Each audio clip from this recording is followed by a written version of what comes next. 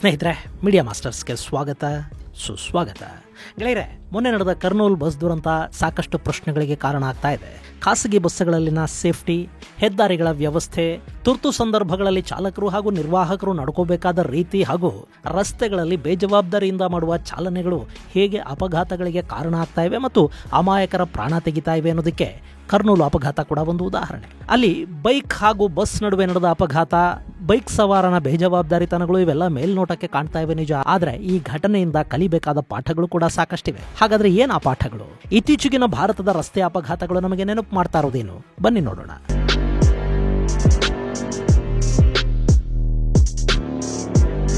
ಗೆಳೆಯರೆ, ಭಾರತ ಅಭಿವೃದ್ಧಿಯ ಪಥದಲ್ಲಿ ಸಾಗ್ತಾ ಇದೆ. ಇಲ್ಲಿನ ರಸ್ತೆಗಳು ಮೇಲ್ದರ್ಜೆಗೆ ಇರ್ತಾ ಇವೆ. ಎರಡು ನಗರಗಳ ನಡುವಿನ ಪ್ರಯಾಣ ಸಮಯ ಸಾಕಷ್ಟು ಕಡಿಮೆ ಆಗ್ತಾ ಇದೆ. ಭಾರತದ ಹೆದ್ದಾರಿಗಳಲ್ಲೂ ಕೂಡ 120 ಕಿಲೋಮೀಟರ್ ವೇಗದಲ್ಲಿ ಸಂಚರಿಸಬಹುದಾದ ವ್ಯವಸ್ಥೆಗಳಾಗಿವೆ. ಹಾಗೆ ನಮ್ಮಲ್ಲಿ ಅಪಘಾತಗಳ ಪ್ರಮಾಣ ಕೂಡ ಹೆಚ್ಚಾಗ್ತಾ ಹೋಗ್ತಾ ಇದೆ. ರಸ್ತೆಗಳು ಸರಿ ಇಲ್ಲದ ದಿನಗಳಲ್ಲೂ ಅಪಘಾತಗಳು ಜೀವ ತೆಗಿತಾ ಇದ್ವು. ಈಗ ರಸ್ತೆಗಳು ಅಭಿವೃದ್ಧಿಯಾದ ನಂತರ ಕೂಡ ಅಪಘಾತಗಳ ಪ್ರಮಾಣ ಏನು ಕಡಿಮೆ ಆಗ್ತಾ ಇಲ್ಲ. ಮೊನ್ನೆ ನಡೆದ ಕರ್ನೂಲಿನ ಘಟನೆಯನ್ನು ನೋಡಿ. ವೇಮೂರಿ ಕಾವೇರಿ ಟ್ರಾವೆಲ್ಸ್ಗೆ ಸೇರಿದ್ದ ಬಸ್ ಹೈದರಾಬಾದ್ನಿಂದ ಬೆಂಗಳೂರಿನ ಕಡೆಗೆ ಬರ್ತಾ ಇತ್ತು. ಅದರಲ್ಲಿ ಇಬ್ಬರು ಚಾಲಕರು ಸೇರಿ 46 ಮಂದಿ ಪ್ರಯಾಣಿಕರಿದ್ರು. ಬೆಂಗಳೂರಿನ ಕಡೆಗೆ ಬರ್ತಾ ಇದ್ದ ಬಸ್ಸು ಕರ್ನೂಲಿನ ಚಿನ್ನತೇಕೂರು ಸಮೀಪಕ್ಕೆ ಬಂದಿದೆ. ಅಲ್ಲಿ ಹೆದ್ದಾರಿಯಲ್ಲಿ ರಸ್ತೆ ಮೇಲೊಂದು ಬೈಕ್ ಅಪಘಾತಕ್ಕೀಡಾಗಿ ಬಿದ್ದಿತ್ತು. ಅದನ್ನ ಗಮನಿಸೋದ್ರಲ್ಲಿ ಚಾಲಕ ವಿಫಲನಾದ. ವೇಗವಾಗಿ ಬರ್ತಾ ಇದ್ದ ಬಸ್ಸು ರಸ್ತೆ ಬದಿಯಲ್ಲಿ ಬಿದ್ದಿದ್ದ ಬೈಕಿಗೆ ಡಿಕ್ಕಿ ಹೊಡಿತು. ಬಸ್ನ ಮುಂಭಾಗದ ಚಕ್ರಕ್ಕೆ ಸಿಕ್ಕ ಬೈಕನ್ನ ಸುಮಾರು ದೂರ ಬಸ್ ಎಳ್ಕೊಂಡು ಹೋಯಿತು. ಈ ಸಂದರ್ಭದಲ್ಲಿ ರಸ್ತೆಲೊಂದು ಘರ್ಷಣೆ ಆಗುತ್ತಲ್ಲ, ಅದರಿಂದಾಗಿ ಅಲ್ಲಿ ಬೆಂಕಿ ಕಾಣಿಸ್ಕೊಳ್ತು. ಅದನ್ನ ಗಮನಿಸಿದ ಚಾಲಕ ಬಸ್ ಇಳಿದು ಬೆಂಕಿ ಆರಿಸೋ ಪ್ರಯತ್ನವನ್ನು ಮಾಡ್ದ. ಆದ್ರೆ ಅದು ಸಾಧ್ಯ ಆಗದೆ ಬೆಂಕಿ ಬಸ್ಸನ್ನೆಲ್ಲ ಆವರಿಸಿತು.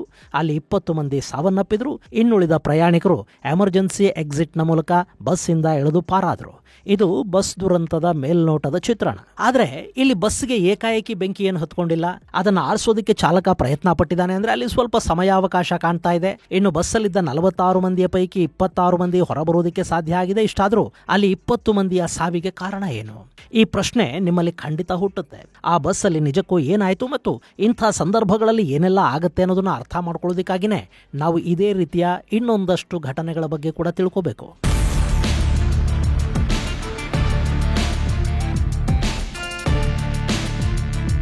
ಗೆಳೆಯರೆ, ಅದು 2013 ಅಕ್ಟೋಬರ್ 30 ಬೆಂಗಳೂರಿನಿಂದ ಹೈದರಾಬಾದ್ಗೆ ಹೋಗ್ತಾ ಇದ್ದ ದಿವಾಕರ್ ಟ್ರಾವೆಲ್ಸ್ಗೆ ಸೇರಿದ್ದ ಜಬಾರ್ ಟ್ರಾವೆಲ್ಸ್ ಮೇಂಟೈನ್ ಮಾಡ್ತಾ ಇದ್ದ ಬಸ್ಸು ಆಂಧ್ರ ಪ್ರದೇಶದ ಮೆಹಬೂಬ್ ನಗರದ ಬಳಿ ಅಪಘಾತಕ್ಕೆ ತುತ್ತಾಯಿತು.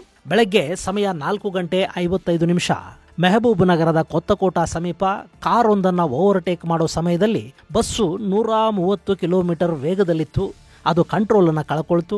ರಸ್ತೆ ಮಧ್ಯದ ವಿಭಜಕಕ್ಕೆ ಡಿಕ್ಕಿ ಹೊಡಿತು. ಆ ಡಿವೈಡರ್ನ ಕಬ್ಬಿಣ ಬಸ್ ಮುಂಭಾಗದಲ್ಲಿ ಅಳವಡಿಸಿದ ಡೀಸೆಲ್ ಟ್ಯಾಂಕ್ಗೆ ಬಡಿತು. ಡೀಸೆಲ್ ಟ್ಯಾಂಕ್ ಒಡಿತು. ಆ ಘರ್ಷಣೆಯ ಸಮಯದಲ್ಲಿ ಉಂಟಾದ ಕಿಡಿಯೊಂದು ಬಸ್ಗೆ ಬೆಂಕಿ ಹೊತ್ಕೊಳ್ಳೋ ಹಾಗೆ ಮಾಡ್ತು. ಡ್ರೈವರ್ ಹಾಗೂ ಕ್ಲೀನರ್ ಬಸ್ಸನ್ನು ನಿಲ್ಲಿಸಿ ಬಾಗಿಲು ತೆಗೆಯೋದಕ್ಕೆ ಪ್ರಯತ್ನ ಪಟ್ಟರು. ಆದರೆ ಅದು ಅತ್ಯಾಧುನಿಕ ಬಸ್ ಆಗಿತ್ತು. ಎಲ್ಲ ಆಟೋಮೇಟೆಡ್ ಆಗಿತ್ತು. ಬೆಂಕಿ ಹೊತ್ಕೊಂಡ ನಂತರ ಅದರ ವೈರಿಂಗ್ ಶಾರ್ಟ್ ಆಗಿ ಬಾಗಿಲುಗಳು ಜಾಮ್ ಆದವು. ಹೀಗಾಗಿ ಬಸ್ನ ಮುಂಭಾಗದಲ್ಲಿ ಕೂತಿದ್ದ ಚಾಲಕ, ಕ್ಲೀನರ್ ಹಾಗೂ 5 ಮಂದಿ ಪ್ರಯಾಣಿಕರು ಡ್ರೈವರ್ ಪಕ್ಕದಲ್ಲೇ ಇದ್ದ ಎಕ್ಸಿಟ್ ಡೋರ್ನ ಗಾಜ್ ಹೊಡೆದು ಕೆಳಗೆ ಧುಮುಕಿ ಪ್ರಾಣ ಕಾಪಾಡಿಕೊಂಡ್ರು. ಆದರೆ ಇನ್ನುಳಿದ ಪ್ರಯಾಣಿಕರು ಸುಖ ನಿದ್ರೆಯಲ್ಲಿದ್ದರು. ಅವರಿಗಲ್ಲಿ ಏನಾಗಿದೆ ಅನ್ನೋದು ಗೊತ್ತಾಗಿ ಆ ಗಾಬರಿಯಿಂದ ಅವರು ಹೊರಬಂದು ಏನು ಮಾಡಬೇಕು ಅನ್ನೋದನ್ನು ಅರ್ಥ ಮಾಡ್ಕೊಳ್ಳೋ ಹೊತ್ತಿಗೆ ಬಸ್ಸಲ್ಲಿ ಹೊಗೆ ಮತ್ತು ಬೆಂಕಿ ಆವರಿಸ್ಕೊಂಡಿತ್ತು. ಅವರಲ್ಲೇ ಜೀವಂತವಾಗಿದ್ದ ಹಿಸಿ ಹೋದರು. ಅವತ್ತು ಹೀಗೇನೆ ಬಸ್ ಅಪಘಾತ ಅಂತ ಒಂದು ಸುದ್ದಿ ಆಯಿತು. ಅಯ್ಯೋ ಪಾಪಗಳಾದವು, ತನಿಖೆಯ ಮಾತುಗಳು ಕೇಳಿ ಬಂದವು. ಅಷ್ಟೇ. ಆಮೇಲೆ ಅದನ್ನೆಲ್ಲ ಮರೆತರು. ರಸ್ತೆಗಳ ಮೇಲೆ ಬಸ್ಸುಗಳ ಓಡಾಟ, ಓವರ್ಟೇಕ್ ಮಾಡೋದು, ಅತಿವೇಗದ ಪ್ರಯಾಣ ಎಲ್ಲ ಕೂಡ ಮಾಮೂಲಿ ಆಯಿತು. ಹೀಗೆ ಜಬ್ಬಾರ್ ಟ್ರಾವೆಲ್ಸ್ ಅಪಘಾತವನ್ನು ನಾವು ಮರೆತು ಬಿಟ್ವಿ ಅನ್ನೋಷ್ಟರಲ್ಲಿ ನಮ್ಮ ಹಾವೇರಿ ಬಳಿ ಓಲ್ವೋ ಮಲ್ಟಿ ಆಕ್ಸಲ್ ಬಸ್ ಒಂದು ಅಪಘಾತಕ್ಕೀಡಾಯಿತು. ಆ ಬಸ್ಸಲ್ಲಿ 49 ಮಂದಿ ಪ್ರಯಾಣಿಕರಿದ್ರು. ಬಸ್ಸಿಗೆ ಬೆಂಕಿ ಹೊತ್ಕೊಳ್ತು. 42 ಮಂದಿ ಬಸ್ನ ಗಾಜುಗಳನ್ನು ಒಡೆದು ಜೀವ ಉಳಿಸ್ಕೊಂಡ್ರು. ಆದರೆ 7 ಮಂದಿ ಅಲ್ಲೇ ಬೆಂಕಿಗೆ ಆಹುತಿಯಾದ್ರು. ಅದರಲ್ಲಿ ಒಂದೇ ಕುಟುಂಬದ 5 ಇದ್ರು. ಇದಾದ ನಂತರ 2021 ಜುಲೈಯಲ್ಲಿ ಹುಬ್ಬಳ್ಳಿಯ ವರೂರು ಸಮೀಪದಲ್ಲಿ ಕೂಡ ಇಂಥದ್ದೇ ಒಂದು ಘಟನೆ ಆಯಿತು. ಆದರೆ ಅವತ್ತಲ್ಲಿ ಬೆಂಕಿಗೆ ತುತ್ತಾಗಿದ್ದು ಓಲ್ವೋ ಅಲ್ಲ, ಬದಲಾಗಿ ನಾನ್ AC ಸ್ಲೀಪರ್ ಕೋಚ್ ಬಸ್ ಆಗಿತ್ತು. ಅದರಲ್ಲಿ 18 ಮಂದಿ ಪ್ರಯಾಣಿಕರಿದ್ರು. ಅದರಲ್ಲಿದ್ದ 3 ಮಂದಿ ಬೆಂಕಿಗೆ ಆಹುತಿ ಆದರು. ಇನ್ನು 2022 ಅಕ್ಟೋಬರ್ 8 ನಾಸಿಕ್ ಬಳಿ ಪ್ರೈವೇಟ್ ಸ್ಲೀಪರ್ ಕೋಚ್ನ ಬಸ್ಸೊಂದು ಟ್ರಕ್ಗೆ ಡಿಕ್ಕಿ ಹೊಡಿತು. ಆ ಕ್ಷಣದಲ್ಲೇ ಅದಕ್ಕೆ ಬೆಂಕಿ ಹತ್ಕೊಳ್ತು. ಬಸ್ಸಲ್ಲಿದ್ದದ್ದು 53 ಮಂದಿ ಪ್ರಯಾಣಿಕರು. ಆದರೆ ಆ ಬಸ್ನ ಕೆಪಾಸಿಟಿ ಇದ್ದದ್ದು ಕೇವಲ 30 ಮಂದಿಗೆ ಮಾತ್ರ. ಇನ್ನು 23 ಮಂದಿಯಲ್ಲಿ ಹೆಚ್ಚುವರಿಯಾಗಿ ಪ್ರಯಾಣ ಮಾಡ್ತಾ ಇದ್ರು. ಆ ಬಸ್ಸಲ್ಲಿ 12 ಮಂದಿ ಸಾವಿಗೀಡಾದ್ರು, ಉಳಿದವರು ಪ್ರಾಣ ಉಳಿಸ್ಕೊಂಡ್ರು. ಇನ್ನು ಜುಲೈ 1, 2023ರಂದು ವಿದರ್ಭ ಟ್ರಾವೆಲ್ಸ್ಗೆ ಸೇರಿದ sleeper coach bus Nagpur Mumbai ಹೈವೇಲಿ ಬರ್ತಾ ಇತ್ತು. 33 ಮಂದಿ ಇದ್ದ ಆ ಬಸ್ ಬುಲ್ದಾನಾ ಸಮೀಪ ಬರ್ತಾ ಇದ್ದಂತೆ ಅಪಘಾತಕ್ಕೀಡಾಗಿ ಬೆಂಕಿ ಕಾಣಿಸ್ಕೊಳ್ತು. ಬಸ್ಸಲ್ಲಿ 33 ಮಂದಿ ಪ್ರಯಾಣಿಕರಿದ್ರು. ಆ ಪೈಕಿ 12 ಮಂದಿ ಸಜೀವ ದಹನ ಆಗೋದ್ರು. ಹಾಗೆ 2025 ಅಕ್ಟೋಬರ್ 14ನೇ ತಾರೀಕು ರಾಜಸ್ಥಾನದ ತಯಾತ್ ಬಳಿಯಲ್ಲಿ ಸ್ಲೀಪರ್ ಕೋಚ್ ಬಸ್ ಒಂದು ಬೆಂಕಿಗೆ ಆಹುತಿಯಾಯಿತು. ಬಸ್ಸಲ್ಲಿ 57 ಮಂದಿ ಪ್ರಯಾಣಿಕರಿದ್ರು. ಬಸ್ಸು ಜೈಸಲ್ಮೇರ್ನಿಂದ ಜೋಧ್ಪುರ್ಗೆ ಬಂತು. ಆ ಏರ್ ಕಂಡೀಷನ್ ಬಸ್ಗೆ ಥಿಯಾತ್ನ ಸಮೀಪ ಬೆಂಕಿ ಹೊತ್ಕೊಳ್ತು. ಬಸ್ ಧಗಧಗಿಸೋದಕ್ಕೆ ಶುರು ಮಾಡ್ತು. ಅದರಲ್ಲಿದ್ದ 20 ಮಂದಿ ಅಗ್ನಿಗೆ ಬಲಿಯಾದ್ರೆ ಇನ್ನುಳಿದವರು ಸುಟ್ಟ ಗಾಯಗಳೊಂದಿಗೆ ಪಾರಾದ್ರು. ಇವು ಭಾರತದಲ್ಲಿ ಕಳೆದ 12 ವರ್ಷಗಳಲ್ಲಿ ನಡೆದ ಬಸ್ ದುರಂತಗಳು. ಇದರಲ್ಲಿ ಬಸ್ಸು ಬೆಂಕಿಗೆ ಆಹುತಿಯಾದ ಘಟನೆಗಳನ್ನ ಮಾತ್ರ ನಾನು ಹೇಳಿದ್ದೀನಿ, ಹಾಗೂ ಅವು ಸ್ಲೀಪರ್ ಬಸ್ಗಳಾಗಿರೋ ಘಟನೆಗಳನ್ನಷ್ಟೇ ನಿಮ್ಮ ಮುಂದಿಟ್ಟಿದ್ದೀನಿ. ಇನ್ನು ಈ ಸ್ಲೀಪರ್ ಕೋಚುಗಳಲ್ಲೇ ಸಮಸ್ಯೆಗಳು ಹೆಚ್ಚಾಗೋದು ಯಾಕೆ?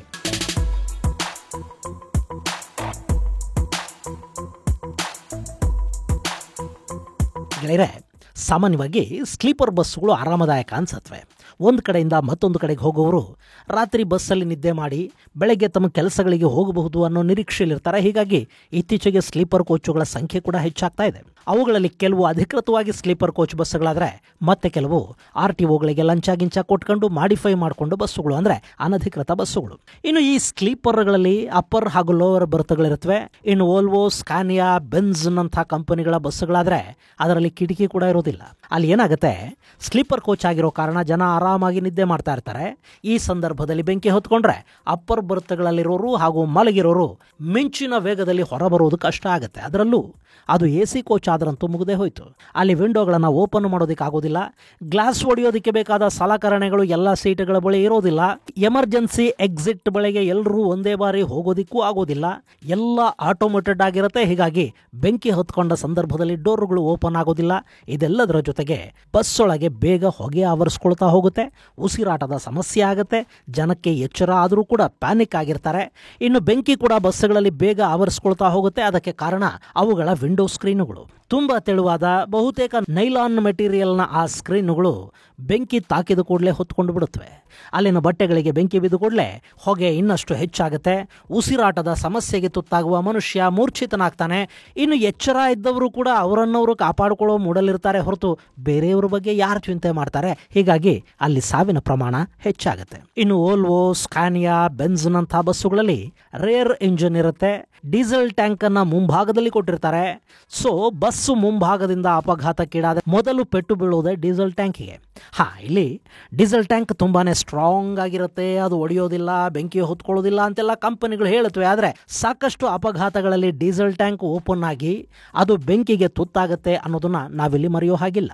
ಸೊ ಇದಿಷ್ಟು ಈ ಬಸ್ಸುಗಳಲ್ಲಿನ ನ್ಯೂನ್ಯತೆಯಾಗಿ ಗುರುತಿಸ್ಕೊಂಡ್ರೆ ಆಪರೇಟರ್ಗಳು ಕೂಡ ಒಂದಷ್ಟು ತಪ್ಪುಗಳನ್ನು ಮಾಡ್ತಾ ಇರ್ತಾರೆ. ಬಸ್ ಓಡಿಸಬೇಕು, ಬರೀ ಜನರನ್ನೇ ನಂಬಿಕೊಂಡ್ರೆ ಲಾಸ್ ಆಗುತ್ತೆ. ಹೀಗಾಗಿ ಬಸ್ಸುಗಳನ್ನು ಗೂಡ್ಸ್ ವೆಹಿಕಲ್ಗಳ ಹಾಗೆ ಕೂಡ ಬಳಸಲಾಗ್ತಾ ಇದೆ. ನೀವು ಯಾವಾಗಾದರೂ ಕಲಾಸಿಪಾಳ್ಯದ ಕಡೆ ಒಮ್ಮೆ ಹೋಗಿ ಬನ್ನಿ, ಅಲ್ಲಿ ಪಾರ್ಸಲ್ಗೆ ಇಟ್ಟಿರೋ ಅಷ್ಟೂ ವಸ್ತುಗಳು ಬಸ್ಸುಗಳಲ್ಲೇ ಹೋಗೋದು. ಅದರಲ್ಲಿ ಕೆಮಿಕಲ್ ಕೂಡ ಇರುತ್ತೆ. ಕೆಲವೊಮ್ಮೆ ಆ ಕೆಮಿಕಲ್ ಕೂಡ ಬೆಂಕಿಗೆ ಕಾರಣ ಆಗಬಹುದು. ಇದು ಕೇವಲ ಕರ್ನಾಟಕದ ಕಥೆ ಮಾತ್ರ ಅಲ್ಲ, ದೇಶದ ಎಲ್ಲ ಕಡೆಗಳಲ್ಲೂ ಕೂಡ ಬಸ್ ಆಪರೇಟರ್ಗಳು ಹೆಚ್ಚು ಲಾಭ ಮಾಡ್ಕೊಳ್ಳೋದಕ್ಕೆ ಲಗೇಜನ್ನು ಹಾಕ್ತಾರೆ. ಇನ್ನು ಕೆಲ ಬಸ್ಸುಗಳಲ್ಲಿ ಡೀಸೆಲ್ ಟ್ಯಾಂಕ್ ಕೆಪಾಸಿಟಿಯನ್ನು ಹೆಚ್ಚು ಮಾಡ್ಕೊಳ್ಳೋದೂ ಇದೆ. ಈಗ ಕರ್ನಾಟಕ ಹಾಗೂ ಆಂಧ್ರದ ನಡುವೆ ಡೀಸೆಲ್ ಬೆಲೆಯಲ್ಲಿ ವ್ಯತ್ಯಾಸ ಇದೆ. ಹೀಗಾಗಿ ನಮ್ಮಲ್ಲಿಂದ ಹೋಗೋ ಬಸ್ಸು ಆಂಧ್ರದಲ್ಲಿ ಡೀಸೆಲ್ ತುಂಬಿಸ್ಕೊಳ್ಳೋದು ಯಾಕೆ ಅಂತ ಇಲ್ಲೇ ಹೆಚ್ಚುವರಿ ಡೀಸೆಲ್ ಅನ್ನ ತುಂಬಿಸ್ಕೊಳ್ಳೋದಕ್ಕೆ ಬೇಕಾದ ಹಾಗೆ ಟ್ಯಾಂಕ್ ಅನ್ನ ಮಾಡಿಫಿಕೇಶನ್ ಮಾಡಿಸ್ಕೊಂಡು ಬಿಡೋದು. ಇನ್ನು ಹಬ್ಬ ಹರಿದಿನಗಳು ಬಂದು ಅಂದ್ರೆ ಓಡಾಡೋ ಜನ ಹೆಚ್ಚಾಗ್ತಾರೆ. ಸೊ ಕೆಪಾಸಿಟಿಯನ್ನ ಮೀರಿ ಜನನ ತುಂಬೋದು. ನಿಮಗೆ ಗೊತ್ತಿದೆಯೋ ಇಲ್ವೋ, ಹಬ್ಬಗಳು, ಸಾರ್ವತ್ರಿಕ ರಜೆಗಳ ಸಂದರ್ಭದಲ್ಲಿ ಕೆಲ ಬಸ್ಸುಗಳು ಲಗೇಜ್ ಹಾಕೋದಿಕ್ಕಿರೋ ಕ್ಯಾಬಿನ್ಗಳಲ್ಲಿ ಗಾಳಿ ಬರೋದಕ್ಕೆ ಕೂಡ ಜಾಗ ಇಲ್ಲದ ಆ ಕ್ಯಾಬಿನ್ಗಳಲ್ಲಿ ಪ್ರಯಾಣಿಕರನ್ನೇ ಲಗೇಜ್ ತರ ತುಂಬಿಕೊಂಡು ಹೋಗೋದೂ ಇದೆ. ಇಂಥ ಬಸ್ಸುಗಳು ಗ್ರಹಚಾರ ಕೆಟ್ಟು ಅಪಘಾತಕ್ಕೀಡಾದರೆ ಅಲ್ಲಿ 10 ಜನ ಅನ್ಯಾಯವಾಗಿ ಸಾವಿಗೀಡಾಗ್ತಾರೆ. ಗೆಳೆಯರೆ, ಅಪಘಾತಗಳಿಗೆ ಪ್ರತಿ ಬಾರಿಯೂ ನಾವೇ ಕಾರಣ ಆಗಬೇಕು ಅಂತಲೂ ಏನೂ ಇಲ್ಲ. ಬೇರೆ ಯಾರದ್ದೋ ಬೇಜವಾಬ್ದಾರಿ ಕೂಡ ನಮ್ಮ ಪ್ರಾಣ ತೆಗೆದು ಬಿಡುತ್ತೆ. ಈ ಕರ್ನೂಲ್ ಅಪಘಾತವನ್ನೇ ನೋಡಿ. ಆ ಬಸ್ ಅಪಘಾತಕ್ಕೆ ಕಾರಣನಾದವನ ಅಪಘಾತಕ್ಕೂ ಮೊದಲಿನ ವಿಡಿಯೋ ಒಂದು ವೈರಲ್ ಆಗ್ತಾ ಇದೆ. ಅದರಲ್ಲಿ ಅವನು ಕಂಠಮಟ್ಟ ಕುಡಿದಿದ್ದಾನೋ ಅಥವಾ ಹುಚ್ಚಿಗೆ ಬಿದ್ದು ಬೈಕ್ ಓಡಿಸ್ತಾ ಇದ್ದಾನೋ ಅಂತೂ ಅಲ್ಲಿ ರ್ಯಾಶ್ ಡ್ರೈವಿಂಗ್ ಅಂತೂ ಕಾಣ್ತಾ ಇದೆ.